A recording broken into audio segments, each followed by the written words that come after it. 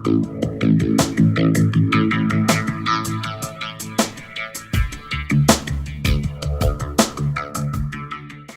तो hand over नहीं कर रहे हैं या हैंड ओवर कर रहे हैं तो कोई ना कोई परेशानी है जिससे कि जो नया आदमी उसके प्रभार में आया है वो उस योजना को चला ही नहीं पा रहा।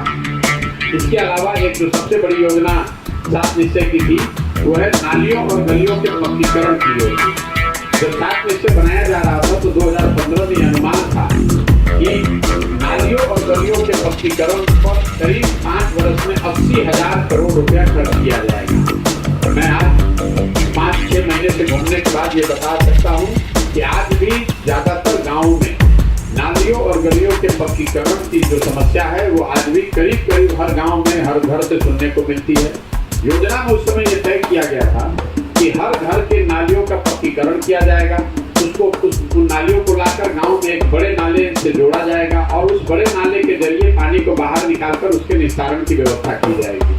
मुझे ये व्यवस्था कहीं गाँव में नहीं दिखी। गाँव में रोड के किनारे बेतरतीब बनाए हुए कुछ नाले जरूर दिखते हैं। इन नालों को ना घरों के नालियों से जोड़ा गया है, न इन नालों से पानी को बाहर निकालकर निस्तारण की कोई व्यवस्था की गई है। ज्यादातर गांवों में ये नाले रोड के किनारे कूड़ेदान की तरह बन गए हैं, जिसमें पानी जल जमाव या कूड़ा जमा हुआ है, उसमें पानी निकालने की व्यवस्था नहीं है। इसके अलावा मैं अगर पूरे अपने यात्रा का अनुभव अभी तक अगर आपसे साझा करूं तो 3 सबसे ज्यादा सुने जाने वाला जो शब्द है वो है अफसरशाही से परेशान जनता, हर सरकारी विभाग में फैला हुआ भ्रष्टाचार और तीसरा सरकारी योजनाओं में व्यवस्थित तरीके से काटे जाने वाला पीसी। ये तीन जो शब्द हैं भ्रष्टाचार, अफसरशाही, भ्रष्टाचार और पीसी, इसकी चर्चा समाज में हर व्यक्ति कर रहा है, चाहे आप गरीब हैं, अमीर हैं, आप जनप्रतिनिधि हैं या सामान्य नागरिक हैं, हर व्यक्ति इस चीज से परेशान है। अफसरशाही से हर व्यक्ति परेशान है, जनप्रतिनिधि और समाज में रसूख रखने वाले लोग भी परेशान हैं। जो विभागों में भ्रष्टाचार है, हर व्यक्ति मानता है कि सरकार में कोई ऐसा काम नहीं है जो बिना भ्रष्टाचार के हो सके। और तीसरा, कोई सरकार की योजना नहीं है, चाहे वो केंद्र की हो या राज्य की, जिसमें अफसर और जनप्रतिनिधि व्यवस्थित तरीके से पीसी नहीं काट रहे हैं। कुल मिला जुलाकर 2 क्षेत्रों को अगर छोड़ दें, सड़क और बिजली, जिसमें कुछ सुधार दिख रहा है, बिजली जरूर हर जगह आ गई है, लेकिन बिजली को लेकर जो एक समस्या नई खड़ी हो गई है कि लोगों की नजर में बढ़े हुए और गलत जो बिल आ रहे हैं, लोगों ने 2000 से 1.25 लाख रुपए तक के बिल दिखाए और ज्यादातर लोगों का ऐसा मानना है कि उनका बिल गलत है और एक बार गलत बिल आ गया, आपका कनेक्शन कट गया तो लोग महीनों तक अदालतों का चक्कर लगाने के लिए मजबूर है।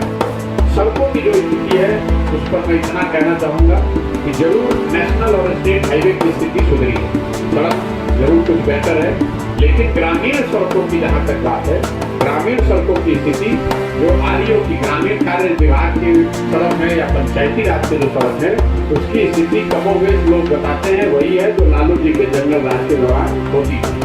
तो कुल मिला जुलाकर ये अभी तक का मेरा अनुभव रहा है। अगर आपका कोई सवाल है तो आप जितने लोग रजिस्टर हो जाएंगे उनको कुछ सामूहिक सुविधाएं जो आप प्रोफेशनलिज्म के विभिन्न पैरामीटर्स के अंदर दी जा सकती हैं वो दिया जाएगा।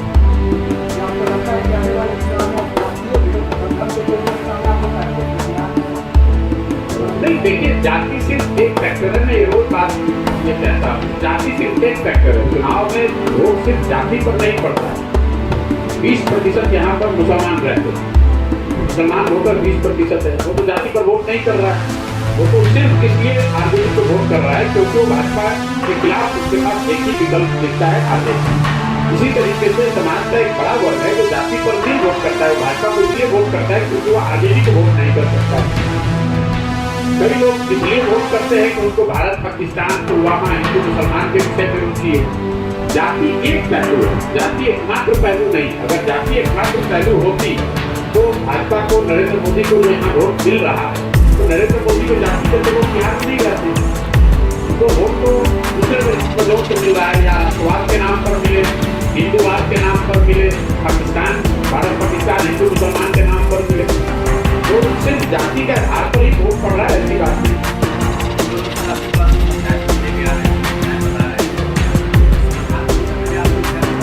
नहीं, बिल्कुल नहीं, मैं रोज मन से करता हूँ समाधान लोगों की समस्या का समाधान आपके हाथ में है, लोगों के हाथ में है। अगर आप अपने बच्चे के लिए शिक्षा का सुधार करना चाहते हैं तो सबसे पहले आपको संकल्प लेकर शिक्षा पर वोट करना पड़ेगा। अगर आपके गांव में स्कूल नहीं चल रहा है और प्रशांत किशोर आकर अगर स्कूल बनवा भी देंगे तो उससे क्या होगा?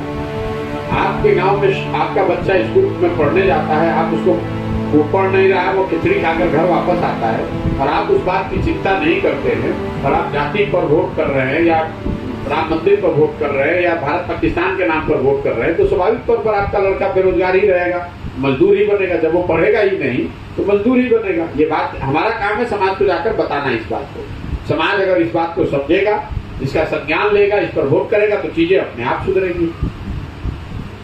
ठीक है भैया, बहुत बहुत धन्यवाद।